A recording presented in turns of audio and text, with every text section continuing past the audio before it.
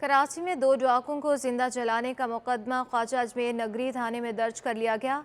Police के मुताबिक मुश्तिल अवाम के खिलाफ सरकारी मुद्दत में मुकदमा दर्ज किया गया, जिसमें कत्ल की दफ़ात के तहत नामालूम अफराद के खिलाफ ये दर्ज किया गया। इसी बारे में मज़ीद तफसीलात जानते हैं हमारे नुमाइंदे शाहज़ेब हुसैन से।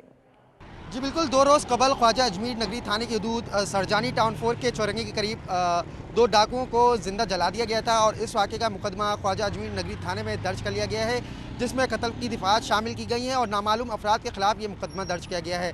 हमारी station house office Khwaja Ajmer नगरी से बात हुई तो उनके मुताबिक 20 से ज़ायद अफराद को हिरासत में लिया गया था और उनसे तफ्तीश की गई थी। ताहम अब ये बताया जा रहा है ख्वाजा अजमेर नगरी थाने में 6 से ज़ायद अफराद इस वक्त भी जो है ज़ेरे हिरासत है, जिनसे तफ्तीश की जा रही है कि वो इस वाक़े में मुलव्विस थे या नहीं थे।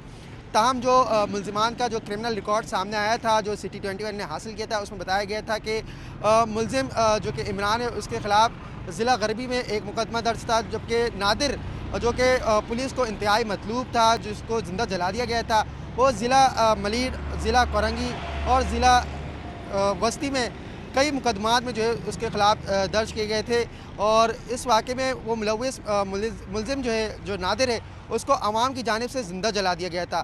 ताहम इस वाक़े का मुकदमा सरकार की मुद्दत में दर्ज किया गया है और इस वक्त भी जो है बताया जा रहा है कि 6 से ज़ायद अफराद इस वक्त भी ज़ेर तफ्तीश हैं। ताहम हमने अवाम का मौक़िफ़ जानने की कोशिश की तो उनकी जानिब से कहा जा रहा है कि एक तरफ महंगाई तो दूसरी जानिब अवाम के रहमो करम पर हैं और पुलिस ने उनके ही ख़िलाफ़ वाक़े का मुकदमा दर्ज कर लिया है।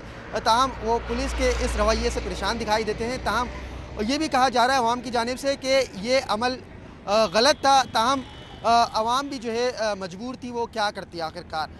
वाक़े के हवाले से पुलिस की जानिब से मज़ीद तफ्तीश की जा रही है। जी बहुत शुक्रिया। कराची के इलाके मंगू पीर में मुबैना तौर पर एक ही घर के 7 अफराद अगवा हो गए। वरासा की जानिब से मंगू पीर थाने के सामने एहतजाज जारी है।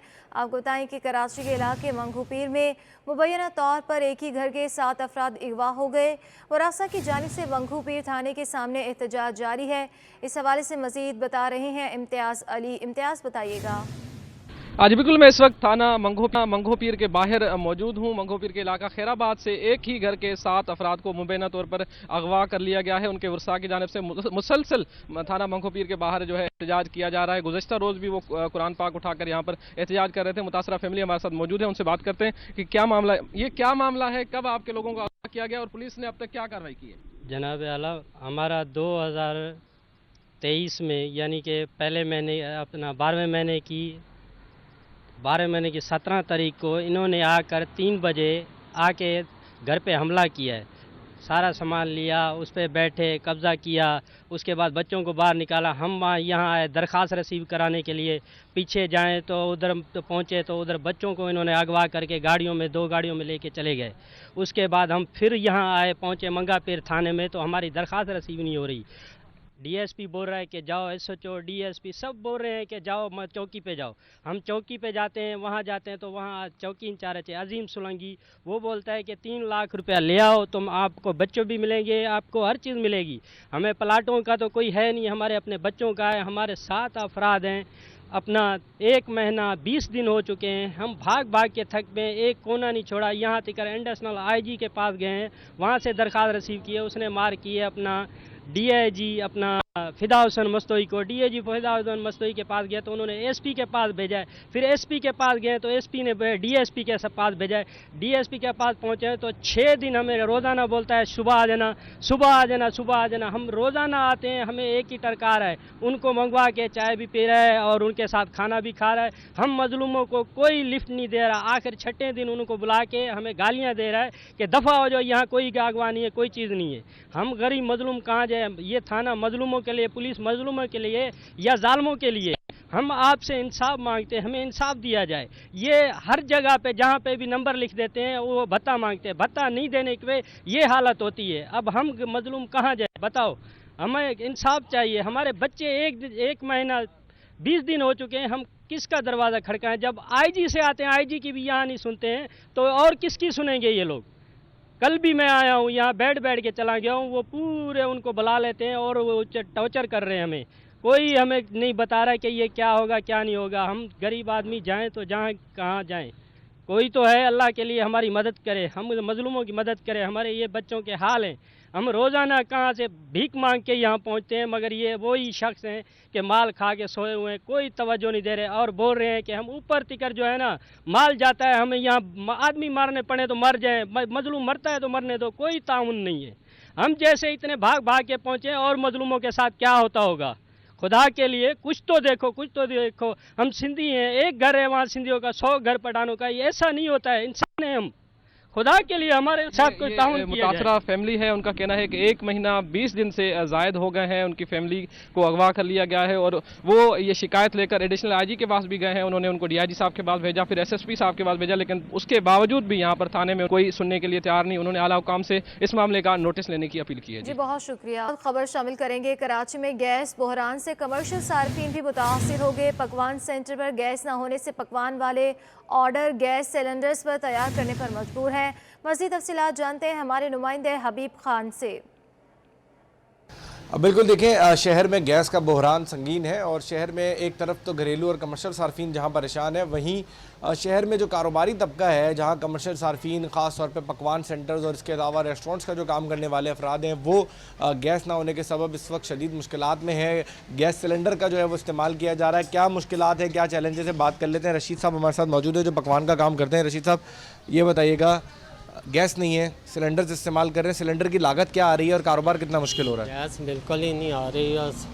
सिलेंडर जो 310 रुपये दे रहे हैं और सबके अपने अपने रेट हैं। और जो गैस हम लोग इस्तेमाल कर रहे हैं इतना कारोबार भी नहीं है, लोग भी नहीं आ रहे, फिर वो महंगा जो नहीं खरीद रहे। बताएं, गैस पहले की कितनी ख़रीद रहे थे, अब कितने की पड़ रही है और इससे कितना फ़र्क आ रहा है रोज़ाना के कारोबार के ऊपर? मतलब अब पहले 270 रुपये मिलती थी, अब 310 रुपये मिल रही हैं।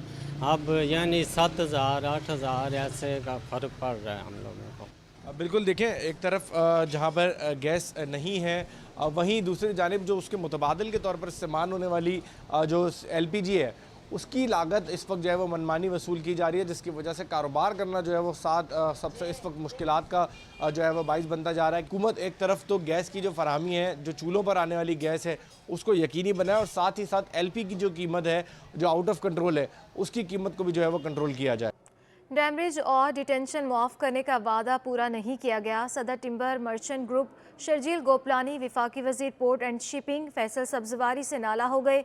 इस हवाले से मज़ीद तफसीलात जानते हैं हमारे नुमाइंदे काविश मेमन से। टिम्बर के कारोबार से वाबस्ता अफराद हैं वो शदीद परेशान थे। इस सिलसिले में जो वफाकी वज़ीर पोर्ट एंड शिपिंग है फैसल सब्जवारी, उन्होंने ये वादा किया था कि जो ताजरों को डैमरेज और डिटेंशन के सिलसिले में जो मुश्किलात हैं उनको हल किया जाएगा। लेकिन इस सिलसिले में जो टिम्बर मार्केट के ताजर हैं उनका ये शिकवा है कि जो वादा किया गया था उस पर अमल दरामद नहीं हो सका है। इस वक्त मेरे साथ मौजूद है टिम्बर मार्केट के सदर शर्जील गोपलानी साहब। आपके सामने एक तो हमने एहतजाज किया, उसके बाद उन्होंने मुलाकात का टाइम दिया, मुलाकात के बाद हमसे वादा किया गया कि डैमरेज और डिटेंशन दोनों वेव किया जाएगा। अच्छा, हमारे साथ वादे के बाद फिर आपके मीडिया के साथ बैठ के इन्होंने प्रेस कॉन्फ्रेंस की जिसमें उन्होंने बताया कि हम 100% जो है पोर्ट के डैमेज भी माफ़ करवाएंगे और 50 से 70% जो है डिटेंशन माफ़ किया जाएगा। अब हम पिछले 10 दिन से हम इनको कांटेक्ट करने की कोशिश कर रहे हैं लेकिन उनसे रब्ता नहीं हो रहा।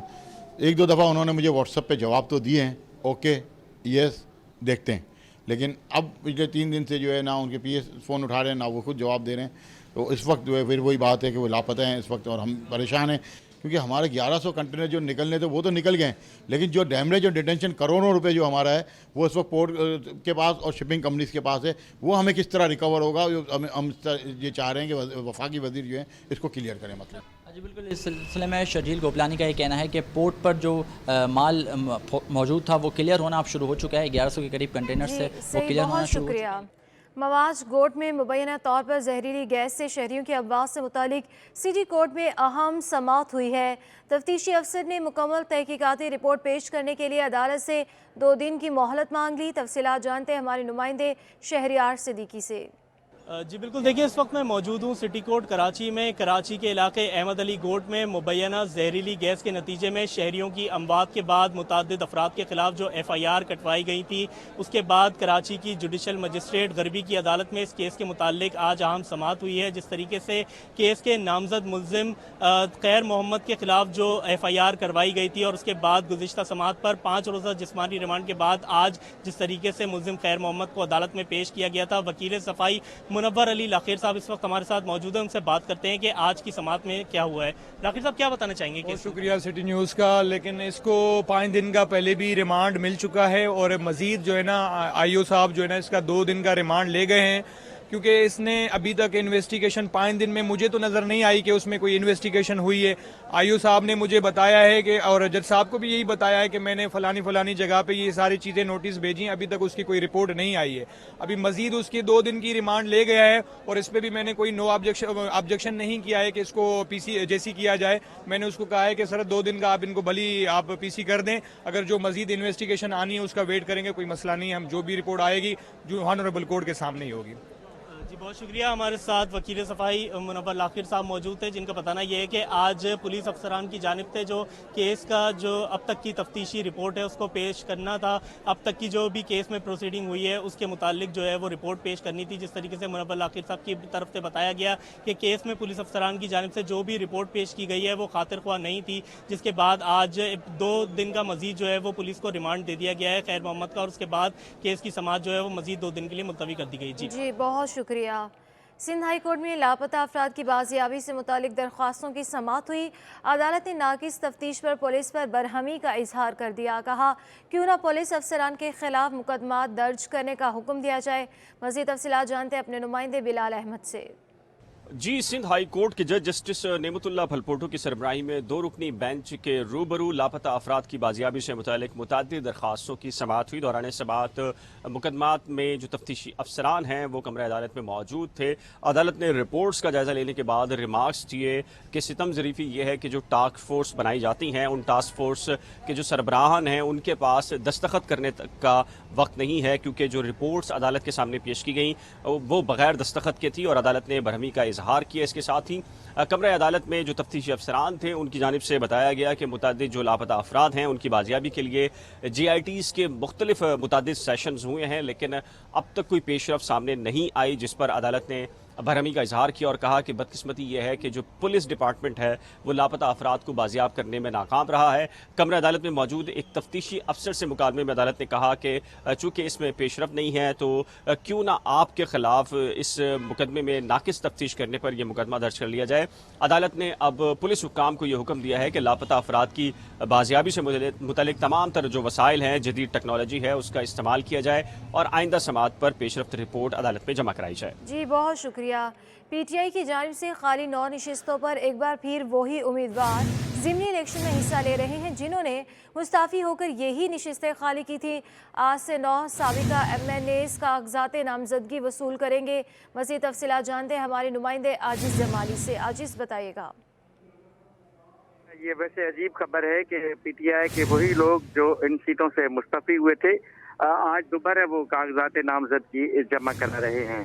9 नशस्तें हैं जिन पर कराची में ज़िमनी इलेक्शन होगा और इन 9 की 9 नशस्तों पर वो साबिका MNAs जो PTI के मुस्तफ़ी हो गए थे वो अपने कागजात जमा कराएंगे। ये फैसला हो गया है PTI की तरफ से। इन उम्मीदवारों में जो खास बड़े नाम हैं उनमें साबिक वफाकी वजीर अली जैदी भी हैं, नजीब हारून हैं, आलमगीर खान है, असलम खान है, फ़हीम खान है, अताउल्ला है, सैफुर रहमान है। ये सारे वही लोग हैं जो 2018 के इलेक्शन में यहाँ से मुंतखब हुए थे और फिर मुस्तफ़ी होते। इनके मुस्तफ़ी होने की वजह से यहाँ पे ज़िमनी इलेक्शन हो रहा है और ज़िमनी इलेक्शन में फिर से ये दोबारा हिस्सा भी ले रहे हैं। जी बहुत शुक्रिया Aziz Jamali. Aligarh Institute of Technology में क्रिकेट का मेला सज गया। टेप बॉल क्रिकेट टूर्नामेंट में इंस्टीट्यूट की 10 से ज़ायद टीमें हिस्सा ले रही हैं, बता रहे हैं ताबिश मीर। जी बिल्कुल, इस वक्त मैं रिपोर्ट कर रहा हूँ अलीगढ़ इंस्टीट्यूट ऑफ टेक्नोलॉजी से, जहाँ 5 रोज़ा क्रिकेट टेप बॉल टूर्नामेंट जारी है। और अगर बात की जाए तो 5 रोज़ा टेप बॉल टूर्नामेंट में 10 से ज़ायद जो हैं टीमों ने हिस्सा लिया है। ख़ास तौर पर जो मुख्तलिफ डिपार्टमेंट हैं इस इंस्टीट्यूट के, उनकी टीमों ने हिस्सा लिया है। साथ ही साथ फैकल्टी और जो इंतज़ामिया है उनकी टीम उन्हें भी हिस्सा लिया इस इवेंट में। और इसी हवाले से हमारे साथ मौजूद हैं ओलंपियन समीर हुसैन साहब, इनसे बात भी करते हैं। और इसी के साथ साथ हमारे मुबशर मुख्तार साहब इंटरनेशनल प्लेयर वही मौजूद है, उनसे ही बात करेंगे। सबसे पहले समीर साहब से बात करता हूँ। सर, हम देख रहे हैं मुसलसल ग्रास रूट लेवल पर क्रिकेट की एक्टिविटीज़ हो रही हैं और इस तरह की खेलों की सरगर्मियाँ हो रही हैं, कितनी ज़्यादा खुशाइंद है? नहीं, डेफिनेटली देखें, कोई भी स्पोर्ट्स एक्टिविटी हो, स्पेशली जो आपके एजुकेशन इंस्टीट्यूट हैं, उसमें मैं समझता हूँ कि एक बड़ा पॉजिटिव साइन होता है कि हेल्दी एक्टिविटीज़ होनी चाहिए। और मेरा भी जो ताल्लुक़ है वो सर सैयद से रहा है, तो उस दौर में ज़ाहिद निज़ामी साहब और उनकी बड़ी अच्छी काविशें थी, स्पोर्ट्स डिपार्टमेंट बनाया। और अभी मैं समझता हूँ कि मुबशर मुख्तार और तलत भाई जो हैं वो भी यहाँ पे एक्टिविटीज़ करवाते रहते हैं। लेकिन मैं समझता हूँ कि इनको प्रोफेशनलिज्म उसमें ज़्यादा होना चाहिए कि आपने जिस तरह साइंटिफिकली हो उसको भी वो अप्रोचेबल करें। कीजिएगा, मैं मुबशर मुख्तार साहब भी हमारे साथ इस हवाले से मौजूद हैं, उनसे ही बात करते हैं। किस तरीके से देख रहे हैं मुबशर साहब, मुसलसल इस तरह के इवेंट्स हम देखते हैं हो रहे होते हैं, कितने खुशाइंद हैं?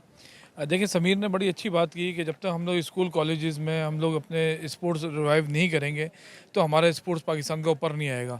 मैं इसमें पूरा क्रेडिट देता हूँ अलीगढ़ की इंतज़ामिया को, जिसमें जावेद अनवार साहब हैं, अरशद खान साहब हैं, इनके के प्रिंसिपल हैं, और काजी नसर साहब हैं, तलत महमूद, उनकी पूरी टीम है जो बेहतरीन तरीके से काम कर रही है। और माशाल्लाह से सक्सेसफुली जो है ये तीसरा फेस्टिवल हमारा स्टार्ट हो गया है। जी बिल्कुल ठीक फरमाया। और ये कुछ कहना था, मुबशर मुख्तार साहब हमारे साथ मौजूद थे। इससे पहले समीर हुसैन जो ओलंपियन है वो हमारे साथ मौजूद थे और वो भी अपने ख्यालात का इज़हार कर रहे थे। और यही कह रहे थे कि एक जानिब जो है इस तरह के इवेंट्स हो रहे हैं बड़े पैमाने पर, और दूसरी जानिब इन्हीं इवेंट्स के ज़रिए नौजवान खिलाड़ी जो हैं वो सामने आएंगे। जी।